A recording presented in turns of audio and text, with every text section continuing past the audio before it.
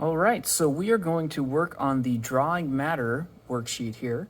And just as a refresher, so green is going to be our hydrogen atoms. Pink is going to be our nitrogen atoms. Oops, nitrogen. Orange is going to be our oxygen atoms.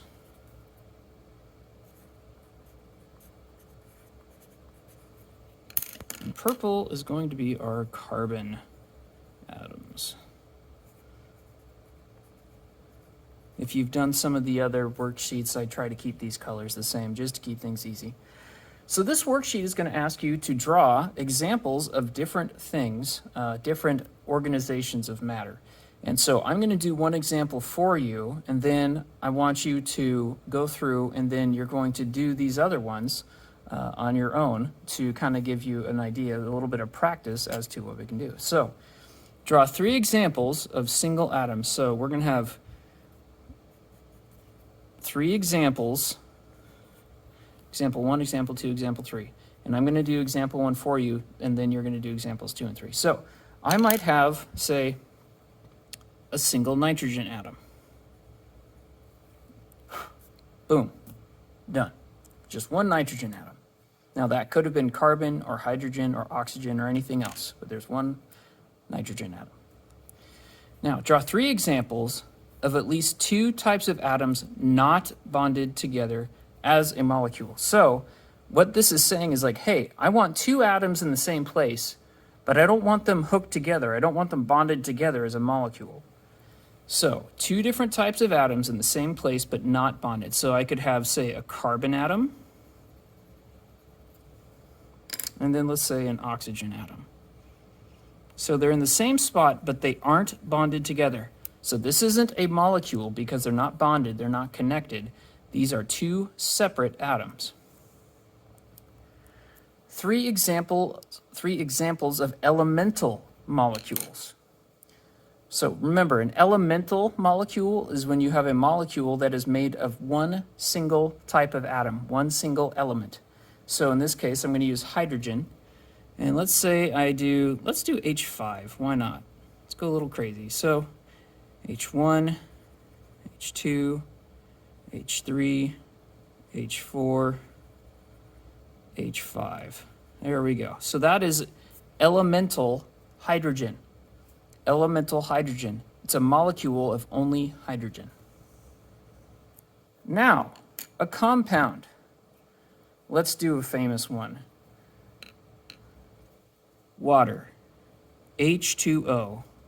So remember, a compound is a molecule that has at least 2 different types of atoms. So there's my oxygen atom, the orange one there. And now I'm adding 2 hydrogen atoms to it. Boom, compound. It's a molecule, has at least 2 different types of atoms. Now, 3 examples of any molecule. So the only rule for this one is you need to have at least 2 atoms put together, but it can be any molecule, anything you want. So I'm going to go with oxygen and nitrogen, and let's add a carbon. Why not? And basically, as long as you have 2 atoms bonded here, you'll be fine. Now, 3 examples of heterogeneous mixtures. So remember, heterogeneous mixtures means you can pick out the different parts. You can look at different parts and see they look different. So let's say I have carbon atoms here, and then maybe I throw in a couple nitrogen atoms, and then maybe oxygen, and then maybe nitrogen, and then maybe some more carbon. Okay, so now this, if these were mixed together, I can pick out the different parts here. I could pick out the different parts. This would be more like a salad where you can pick out the lettuce and the tomato. Whoops.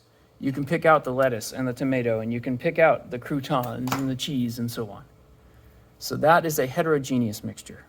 Let me balance the camera there. Now, homogeneous for mixture, homogeneous is going to have a pattern. So let's say we have carbon, oxygen, carbon, oxygen, carbon, oxygen, and then just to save time, I'm going to do this. But basically, what the key is here is that you should see a pattern in the atoms that you're drawing, okay? Because if we zoomed out enough, let's say, if we took the microscope that we're using to look at these and we zoomed way out, we stopped looking at the microscope when we just looked at whatever this substance is with our naked eye, it would look the same all throughout. Even though if we get way down close, we can see they're a little bit different, but there will be a pattern if it's homogeneous. You'll see a recognizable pattern. It won't, zoomed out far enough, you wouldn't be able to tell the difference.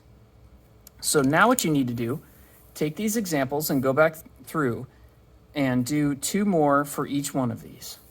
And if you have any questions, ask your teacher. Thank you.